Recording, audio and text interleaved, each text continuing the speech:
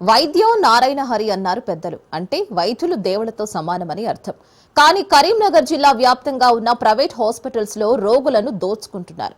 ఒక్కసారి ఆసుపత్రిలో చేరితే బిల్లు కట్టలేక ఆస్తులు అమ్ముకోవాల్సిన పరిస్థితి ఏర్పడింది. ప్రభుత్వ నిబంధనలకు ఉల్లంఘించి ఆసుపత్రులపై కఠిన చర్యలు తీసుకుంటామని అంటున్న కరీంనగర్ జిల్లా వైద్య ఆరోగ్య శాఖ అధికారి వెంకటరమణతో మా ప్రతినిధి Ravinder face to face. Karimnagar జిల్లా వ్యాప్తంగా ప్రైవేట్ హాస్పిటళ్ల దందా యథేచ్ఛగా కొనసాగుతున్న నేపథ్యంలో ప్రైవేట్ ఆసుపత్రులు రోజువారీగా వెలుస్తున్నాయి. చాలా చోట్ల కిక్కిరిసిపోతున్న పరిస్థితులు కనబడుతున్నాయి. అదేవిధంగా కొన్ని చోట్లయితే గల్లీలలో కూడా హాస్పిటల్లో వెలవడంతో అక్కడ ట్రాఫిక్ జామ్, అదేవిధంగా చాలా వరకు పేషెంట్స్ కూడా ఇబ్బంది పడుతున్న పరిస్థితి కనబడుతుంది. అంటే ప్రస్తుతానికి కరీంనగర్ జిల్లా వ్యాప్తంగా ఎన్ని ఆసుపత్రులు ఉన్నాయి, ఎన్ని ఇప్పటివరకు రికగ్నైజ్ అయి ఉన్నాయి, మనం తెలుసుకోవడానికి మనతో పాటు కరీంనగర్ జిల్లాకు సంబంధించిన డిఎంఎండ్హెచ్ఓ మనతో ఉన్నారు. వారిని అడిగి తెలుసుకునే ప్రయత్నం చేద్దాం. చెప్పండి సార్, ఒకవైపు కరీంనగర్ జిల్లా వ్యాప్తంగా ఎన్ని ఆసుపత్రులు, ప్రైవేట్ ఆసుపత్రులు ఉన్నాయి, దాంట్లో ఇప్పటివరకు మీకు ఎన్ని ఉన్నాయి, రికగ్నిషన్ కాని ఎన్ని ఉన్నాయి, ఆ హాస్పిటల్ను డైలీ వారిగా విజిట్ చేస్తున్నారా, ఎట్లా ఉన్నాయి పరిస్థితులు కరీంనగర్ జిల్లా వ్యాప్తంగా? ఇప్పుడు మనకు కరీంనగర్ జిల్లా వ్యాప్తంగా మనకు 500+ క్లినిక్స్, ల్యాబ్స్, హాస్పిటల్స్ ఉన్నాయి.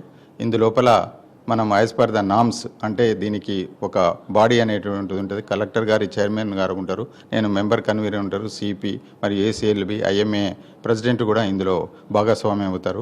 ప్రతిదీ మాకు ఇచ్చేటువంటి ఫైర్ సేఫ్టీ కానీ, బయోమెడికల్ వేస్ట్ కానీ ఒక 4-5 రిక్విసైట్ ఉంటాయి.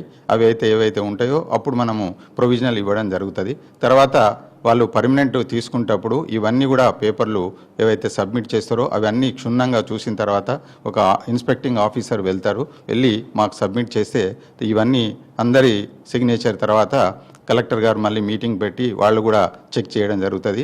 యాజ్ పర్ నామ్సే కలెక్టర్ గారి చైర్మన్షిప్లనే ఇదొకటి మనం ఇవ్వడం జరుగుతుంది.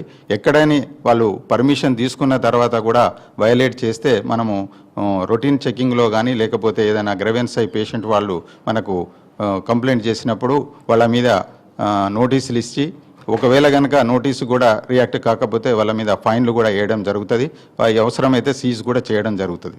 కొన్ని చోట్ల మాత్రం హాస్పిటల్స్ పెడుతున్నారు, అంటే వాళ్ళకు రికగ్నిషన్ ఉందా లేదా, వాళ్ళ డాక్టర్ అనేటి వాళ్ళు విద్య చదవడము, అక్కడి నుంచి వెళ్ళి పొంది వచ్చిన అనంతరం కూడా వాళ్ళకు క్లారిఫికేషన్ లేదు. ఒకవైపు క్లారిటీగా ఏ డాక్టర్ ఉంటలేరని కొన్ని చోట్ల మాత్రం కనబడుతున్న పరిస్థితి కనబడుతుంది. అంటే వాళ్ళకు క్వాలిఫికేషన్ లేకున్నా కానీ వాళ్ళు వచ్చి వైద్యం చేస్తున్నారు అనేది కొన్ని చోట్ల వినబడుతున్నాయి. ఆల్రెడీ ఆల్మోస్ట్ ఒక కరీంనగర్లోనే ఒక 2-3 హాస్పిటల్లో చూసినాం మేము ప్రత్యేకంగా. దీనిపైన మీరు ఎట్లా ఇన్ఫెక్షన్ చేస్తారు, ఏ విధంగా ముందరకు పోతారు వీటిపైన? ఇప్పుడు మాకు ఎవరైతే పర్మిషన్ కోసం అప్లై చేయడమో జరుగుతుందో వాళ్ళు తెలంగాణ మెడికల్ కౌన్సిల్ లోపల వాళ్ళు రిజిస్టర్ చేసుకోవాలి. ఒకవేళ కనుక తప్పుడు ధృవీకరణ పత్రాలు ఇస్తే మేము వాళ్ళ మీద ఈ యొక్క తెలంగాణ మెడికల్ కౌన్సిల్కు కూడా రాసి తీసుకుంటాము. అక్కడ రిజిస్ట్రేషన్ నంబర్ ఉంటుంది. ఏ విధమైనటువంటి మాల్ ప్రాక్టీస్ చేస్తే వాళ్ళు యాజ్ పర్ ద నామ్స్ శిక్ష అనేటువంటిది ఉంటుంది. ఎక్కడైతే వాళ్ళు తప్పుడు డాక్టర్లను కానీ లేదా తప్పుడు స్టాఫ్ను పెట్టుకొని చేస్తే మేము చర్యలకు ఏమాత్రం వెనకాడము. వయలేషన్ డిస్ట్రిక్ట్ రిజిస్ట్రేషన్ అథారిటీకి అగెనిస్ట్గా చేస్తే వాళ్ళ మీద ఫైన్ వేయడం జరుగుతుంది, నోటీస్ సర్వ్ చేయడం జరుగుతుంది.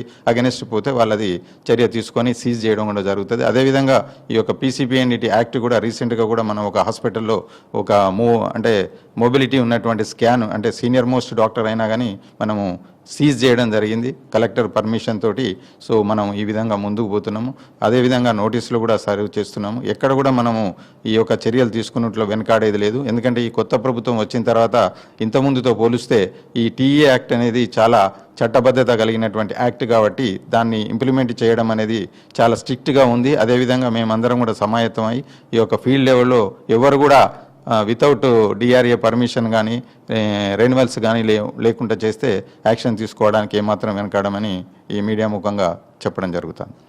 ఈ పరిస్థితి కరీంనగర్ జిల్లా వ్యాప్తంగా చూసుకున్నట్టయితే దాదాపు 500 హాస్పిటళ్ల పైన ఉన్నాయి. దాంట్లో ల్యాబులు కావచ్చు, టోటల్ అందులో ఇన్వాల్వ్ అయి ఉన్నాయి. అయితే ఎక్కడైతే పర్మిషన్ లేకుండా, అదేవిధంగా సందులలో కావచ్చు, గల్లులలో కావచ్చు, వాళ్ళకు ఎటువంటి పర్మిషన్ లేకుండా, అదేవిధంగా క్వాలిఫైడ్ డాక్టర్స్ లేనట్టయితే కంపల్సరీ మాకు ఒక 12 టీమ్ దాని మీద ప్రత్యేకంగా కేటాయించడం జరిగింది. దాని ప్రకారంగా ముందరికి పోతాం. మీ దృష్టికి వచ్చినా కానీ మాకు చెప్పండి, వాటిని కూడా సీజ్ చేసే విధంగా ముందరికి పోతాం. అదేవిధంగా కంపల్సరీ రూల్స్ అండ్ రెగ్యులేషన్స్ ఎవరికి లేకపోతే వాళ్ళను సీజ్ చేస్తాం, కఠినమైన చర్యలు ఉంటాయని ఒకవైపు కరీంనగర్ డిఎంఎండ్హెచ్ఓ మనతో చెప్తున్న పరిస్థితి. కెమెరా పర్సన్ సంజీవ్తో కలిసి రవీందర్, రాజ్ న్యూస్ కరీంనగర్ జిల్లా నుంచి.